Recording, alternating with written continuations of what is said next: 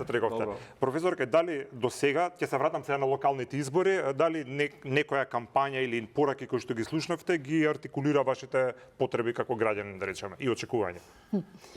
Значи, и да и не. Значи, има елементи кои што да, зборуваат нешто за сметот, зборуваат за активирање на железничките пруги, зборуваат за решавање на јавниот превоз, зборуваат за зеленилото и слично. Меѓутоа, ги слушате тие и знаете дека ве лажат. Мислам, ги гледате и знаете дека ве лажат. Да, и има сите од овие кампањи во некој свој елемент допираат до некој од интересите кои што се општи интереси на граѓаните и кои што се мои лични интереси. Меѓутоа, јас не гледам никаков капацитет за било кој од овие кандидати кои што сега ми дефилираат наоколу, дека може да го оствари тоа за кое што зборува. Не гледам идеја која што се базира на податоци. Не гледам идеја која што се базира на она што представува континуитет на градење кој што започнал предходно. Не гледам идеја која што би требало да ми даде визија за наредните 50 години. Не за наредната година, не за 2, не за 3, туку за наредните 50 години. Која ќе излезе некој и ќе рече, треба да го решиме проблемот со сметот. Супер! Тоа е дел од она што представува мој интерес. И вика, ќе поставиме надзорни камери во депониите. И тука не знаеш дали да се смееш или да плачеш, затоа што не треба да има таква депонија. Значи, не надзорни камери, туку ти треба да го решиш проблемот со сметот кој што не се решава со градење на нови истоветни депонии какви што имаме сега. Туку со градење на депонии во кои што ќе влези 20% од сметот. 80-70% ќе отиди во инценератори, 10% ќе отиди во рециклирање. Тоа е достижна цел. Тоа е нешто кое што можеме да го постигнеме. Ке ми излези и ми вика, ке рециклираме се. Кога ќе слушнам нула отпад, добивам уртукарија во стомакот. Ние не успеваме да го ставиме ѓубрето во канта, а камоли нула отпад кој што подразбира таков вид на селектирање кој што го нема дури ни во Јапонија, ни во Германија, ниту во развиени земји каде што веќе 40 години постои тој вид на селектирање. Колку сакаме по нормални услови за живот во урбаните средини, ќе требат и граѓаните полека да ги именуваат навиките и кој треба да им ги смени навиките, ако можам така да кажам. Значи, како да ја сменам ја навиката? Еве, да речеме, ми викаат штеди вода. Вика, затоа што е суша и слично и не треба да се користи водата за пиење, за наводнување на градината.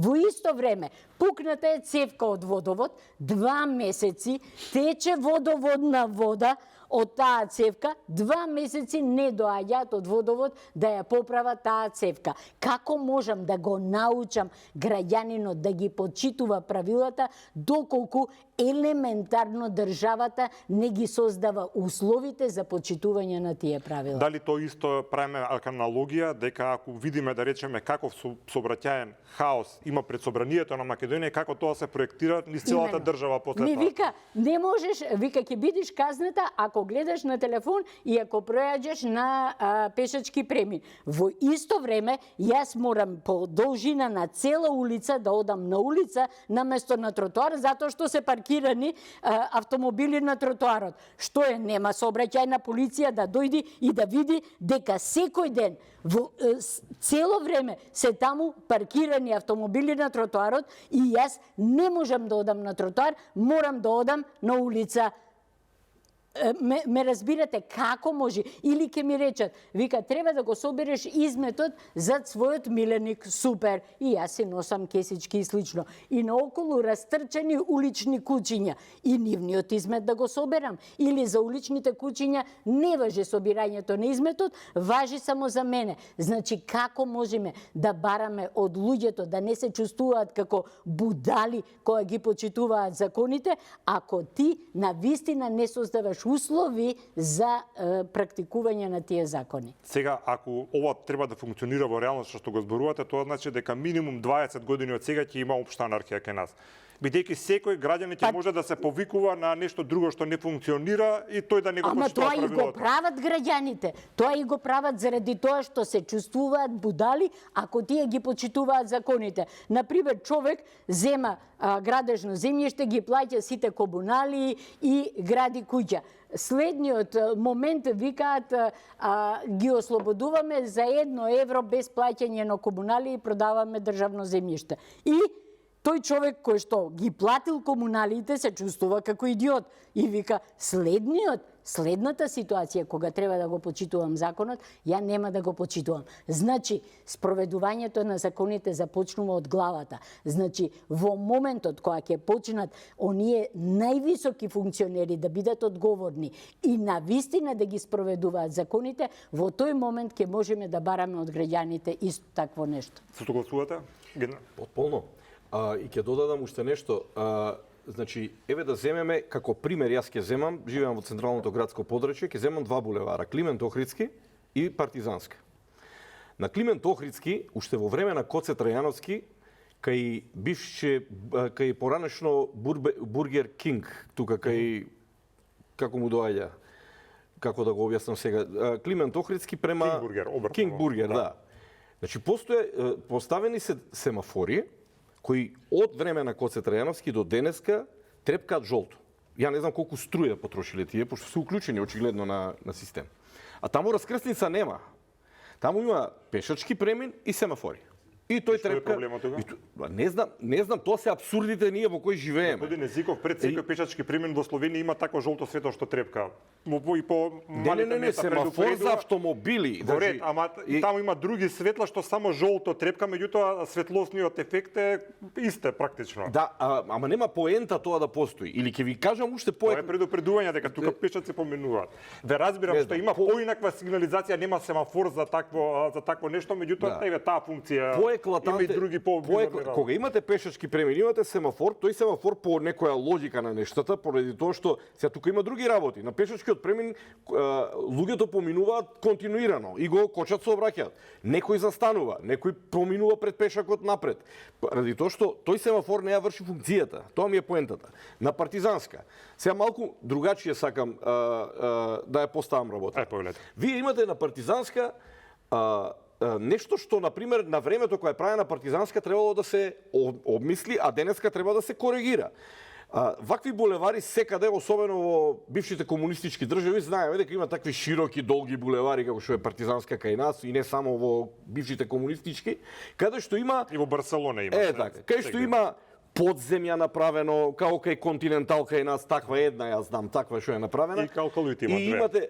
Имате така. И имате тоа на 200 метра, на 300 метра како не бе. Ние ќе имаме пешачки премини на 100 метра на Партизанска. Дури немаме ни мостови. Па во Скопје има на булеварот кај Битпазар има едно такво, во Чаир има уште едно такво за поминување мост. Па зошто на Партизанска не се прави тоа? Па на Битпазар знаете зашто служи тоа?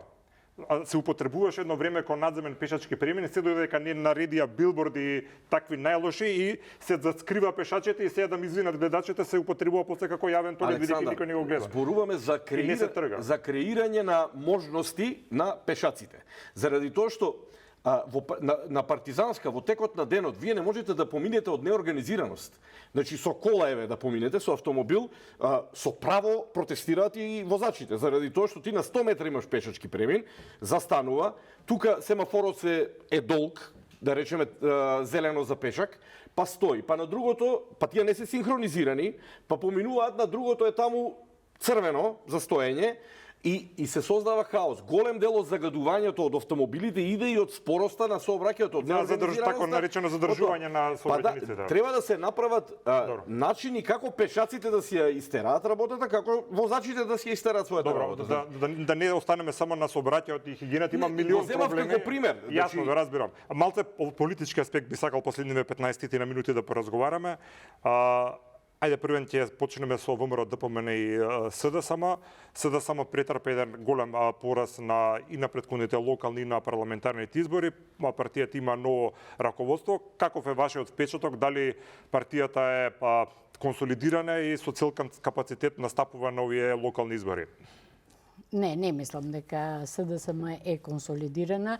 Мислам дека многу голем дел од оние постари членови на СДСМ се повлекоа во одреден период заради тоа што видоа дека она што представува влијание во партијата не е поврзано со вистинската активност, туку со меѓусебни интереси, бизнис интереси, поврзаност на едно друго ниво и слично, така што мислам дека дефинитивно заглибија во еден таков филм и многу повеќе СДСМ ги изгуби идеолошките прерогативи. Таа престана значи она што представува основа на социјалдемократијата, а тоа е грижа за подигање на благосостојбата на граѓаните, а која што е често и најчесто во развиените земји поврзана со прогресивен данок, со зголемување на социјалата, со поголеми буџетски вложувања во општествените дејности, во образование, во наука и слично. Сето тоа изостана во време на владењето на СДСМ и јас не гледам дека сега во овој период тие се враќаат кон тие изворни параметри на социјалдемократијата. Едноставно не можам да видам некоја суштинска разлика од ВМРО ДПМН по однос на она што представува методологија на функционирање и на владење. Се согласувате? Дека практично знак на равенство, еднакво ставате меѓу двете партии. Фактот дека на минатогодишните парламентарни избори СДСМ забележа голем пораз, значи 18 пратеници, кажува дека тој тип на идеолошка матрица во таа партија е потрошен кај граѓаните. Дали нема, како велам ја многу пати, дали нема кворум меѓу гласачите, значи партијата, тоа е факт. Многу на почетокот на емисијава зборевме малку околу тоа кои се све таргети нели на политичката сцена.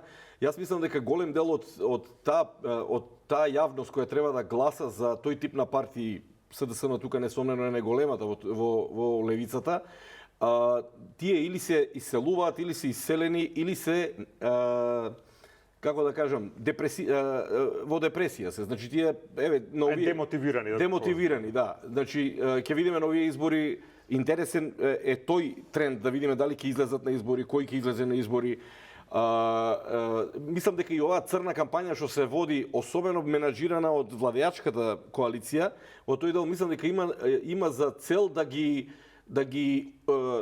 принуди да останат дома, тој тип на гласачи. Не велам овде членови на Социјалдемократскиот сојуз, туку гласачи, интелектуалци, некои интелектуални ткива пошироки, некои млади луѓе, еве сега да ги спомнам, значи некои кои се колеба помеѓу левица и СДСМ од тој тип на граѓанство, да останат дома. Мислам дека една од целите на таа кампања е тоа. Самиот СДСМ е во тешка ситуација и за жал втор пат во 20 на години му се случува тоа на СДСМ. Еднаш му се случи со Никола Груевски кога беше премиер и втор пат сега се случува. Мислам дека овој пат пократко сето тоа ќе трае заради тоа што Македонија се наоѓа во друг временски моментум. Значи, мислите како ќе поминат на овие избори? Ајде, анкетите ги гледаме, меѓутоа не фер е да преюдицираме било што.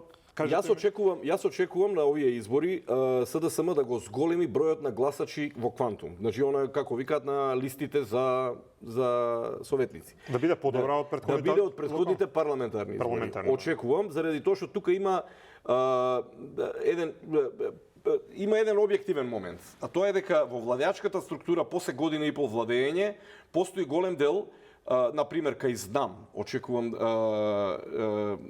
одлевање на луѓе, а тоа се во голем дел луѓе членови на СДСМ или симпатизери на СДСМ кои гласале со години. Мислам дека тука ќе има едно предомислување во еден дел. Значи, еден дел од граѓаните кои никогаш не гласале, значи тој би бил најмалиот контингент, да речеме, во тоа и СДСМ или гласачи на СДСМ кои на ланските добро, дали парламентарни ќе биде тоа доволно за да се каже дека партијата излегла од криза. Едино што е прекинувам за малце побрзо да се знаете што, партијата ќе кажеме дека излегла од криза која ќе дојде паритетно со владеачката структура да биде во парламент. Тоа не сега да се случи? Тоа на следни парламентарни ќе се види и ќе се даде заклучок. Дали мислите евентуално неочекуван резултат за проекциите на СДСМ би било некаков катализатор сегашното раководство да се соочи со предизвици внатре во партијата, или мислите дека уште е периодот на консолидација? Знаете, кога е СДСМ во прашање, секогаш може раководството да се соочи со проблем. Значи сега е прашањето низ каква диоптрија ќе се гледа резултатите, ќе се гледаат на локалните избори. Главната поента ми е дека ако СДСМ има помал број гласови од парламентарните минатата година, значи тогаш дефинитивно веројатно ќе почнат такви некои процеси за заменување. Но доколку се подобри резултатот од парламентарните избори минатата година, мислам дека треба да сега ова е мој личен став, значи за консолидација на најголемата опозицијска партија во Македонија ќе треба беа лични ваши. Да, ќе треба време и треба да се остави време на тоа раководство до парламентарни избори. Значи кога и да се Добро, тема европска интеграција уште 10 минути. Господин Зиков многу често дебатирал, да речеме, емотивно на таа тема. Тој е на став дека уставните измени треба да се случат одма и сега, да ги почне преговорите, па потоа да се условно кажано да ја водиме политичката борба со блокадите. Резолуција предложија од СДСМ, заврши така како што заврши, владата не им ја прифатија, помалку или повеќе беше очекувано, меѓутоа објавувањето на оваа резолуција доаѓа од време кога во Брисел стигнуваат сигнали то од видни представници на видни земји членки дека е можно сериозно да се разгледува начинот на кој што се одлучува во Европската унија, односно ветото да се биде исклучено и со квалификувано мнозинство да се носат одлуките кои што се однесуваат меѓу другото и на проширувањето. Дали ова за нас би значило дека треба сега да чекаме тоа ако се случи, па да ги почнеме преговорите, или ова би можело да биде искористено дека ние да ги направиме уставните измени, а потоа со овој нов метод колку биде донесен, Бугарија нема да може да ни става вето? Па ја не сум ни за едното ни за другото. Јас веќе во повеќе наврати кажав што мислам дека треба да се направи и според мене тоа е единственото нешто кое што во моментов може да не извади од оваа безизлазна Да се потсетиме што е тоа? А тоа е да се стават пред собрание, да се стави прашањето за уставните измени и да се гласа. Дали се пратениците за уставни измени или не се. Доколку се изгласа дека се за уставни измени, да се направат уставните измени. Доколку се изгласа дека не се за уставни измени пратениците, во собранието едноставно да се каже на Европската унија дека ние во нашиот демократски систем направивме се што е во наша можност за да одговориме на барањата на Бугарија. Едноставно, представниците на нашите граѓани гласаа против тоа, значи треба да бараме друго решение. Добро, дали мислите дека би имале поголема политичка штета ако тоа го направиме така мислам транспарентно, дека- или дека треба позади кулисите да се договараат овие работи, евентуално никош да се чека да се смени мислам начинот дека на на тој гласање? начин ќе покажеме дека сме држава. А сега во моментов дефинитивно со сите овие гибања, вакви договори, онакви договори, партиски пораки и слично, ние покажуваме дека не сме сериозна држава. Сериозна држава е таа која што ги поставува овие прашања пред највисокото законодавно тело и ги почитува решенијата на највисокото законодавно тело. Благодарам. Ти кажа ја што мислам. Сега јас Да. Не, сега може за овие нови моменти околу резолуцијата и сигналите од Брисел. Знаете што, ние од Брисел, кога не гледаат од Брисел, изгледаме како држава без став. Ние немаме став за ова прашање. Еве, сега последното е дека Како немаме став од пред изборите од ВМРО да помене уставни измени по бугарски избори, диктат, ама- не прифаќаме. Ја тоа да, ама мислам дека премиерот децата го пред една знаат. недела рече дека ќе има забрзување на работите после изборите. Така, Добре. после нова година, така рече дека ќе имаме. Што е спорно тука? Ама не е спорно, не знаеме, ние не знаеме во што е забрзувањето. Значи, ај сега да речеме дека се води некоја тајна дипломатија, па и не треба да знаеме јавноста Добро. во тоа. Меѓутоа треба да имате контури на политиката за таа работа. Што сакам да речам? Јас ќе го повторам ставот и пред 5, и пред 6, и пред 3, и пред 2, и пред 1 година. Значи, тука сме го кажале многу пати. Македонија, дали ќе биде преку парламент, дали не знам што ќе се случува, некој спомнуваше и референдуми овој период, и тоа, мислам дека тоа е опасна работа, али немаме време да образлагаме зошто. Ние треба да тргнеме по патот на преговори со Европска Унија. Една од големите мантри што лани на парламентарните избори го кажуваше владеачкото сегашно мнозинство, беше дека ние да ја донесеме Европа дома и Европа да ја направиме дома. Еве, видовме за 1,5 година како се прави Европа дома. Кочани, безброј пожари летово, пожари опасни, депонии, каде што срам ви е да излезете од државата која прашуваат, има гости од Словенија, прилози има за нашите вардаришти за Дрисла во Љубљана, на вести ги покажале. Она фабриката таму кој што се запали сега во Трубарево, во Трубарево. Значи, еве Европа, како ја правиме ние дома. Јас за година и пол не видов ниту еден чекор во правец на Европа да ја направиме дома. Што сакам да кажам повторно. Значи, ние не можеме да направиме елементарни... Вие сте човек од економијата, сега размислуваме, ова со СЕПА не е чекор на тоа? Тоа е многу мал чекор, добар чекор. Па и економиста, вајда знаете што... Не, добар чекор е. Меѓутоа, еве како економиста да ви одговорам... Зошто рековте ниту еден, и сега прв ми текна заради вашиот профил. Еве супер, како економиста за мене најголем потек ќе биде во фазата на преговори, кои ќе почнеме да ги отвараме главите, кои ќе стигаат фондовите. Александар, Доналд Трамп ги укина фондовите на USAID. Тоа е 80 до 100 милиона помалку пари во Македонија од тие фондови. Некои други фондови не успеавме да ги земеме од Европската Унија заради недостаток на реформи, слаб капацитет, пропуст на моќ во нашите институции. Например, ИПАРДот, иако е најдобар, се користи најмногу, многу мал процент користиме ние од ИПАРДот, заради Зошто е тоа? Значи, што сакам да кажам? Заради тоа што немаме проекти да конкурираме? Заради тоа што не се менуваме. Кога ние ќе тргнеме се извинувам што ја прекинувам. Сега велите дека ќе биде добро ако ни се отворат сите фондови, многу важна дебата, пошто претпоставам дека набрзо ќе ни се случи да ни се отворат овие сите кохезиски фондови така натаму. Се надеваме. Ќе видиме само на кој начин ќе се случи тоа. Ама за тоа треба домашната задача да ја завршиме. Не, сакам да прашам и за капацитетот на самата држава. Ако не можеме ние да го искористиме ова сега што ни е на располагање, тогаш како ќе го искористиме тие поголеми средства? А тие поголеми средства ги кажувате како нешто за што треба да се бориме. Ако не сме способни самите на елементарно ниво да ги почитуваме и донесиме стандардите на Европа овде, значи дека не заслужуваме, немаме основа, значи не можеме ние да бараме да влеземе во Европа, која што ја замислувам како некој влез на факултет, ако ние не завршиме основно образование. Не можеме да прескокнеме. Значи мораме основно, па средно и потоа да влегуваме во Европа. Може само, госпоѓа Најчевска, да дообјаснам што мислам. Значи, уште една минута имам. Еве, во нашата позиција како што сме денеска, пред 10 години беа Бугарија, Романија, па и Хрватска и така. Брзиот влез во Европска Унија, тоест преговорите кон Европска Унија, патот, во тие држави донесе не само пари како фондови, донесува и УКА. Значи, доаѓаат во реформа... Бугарија се уште на дното на Европската Унија. Имате мониторинг во реформи. Има неверојатна корупција. Романија исто така. Се носат закони кои што се спротивни на ЕУ законодавството. Корупција и во Франција, видите корупцијата што ја направи на Франција. Различна е, се мери корупцијата, разликата меѓу корупцијата во Бугарија и корупцијата во Франција е како меѓу Бог и шеширџија. Ве молам, значи, баш тој брз влез покажа дека доколку не е спремна државата на вистина да одговори на основните стандарди, не може тоа да го постигне со отварањето. Во отсуство на европска перспектива нам ни предстои ентропија на системот.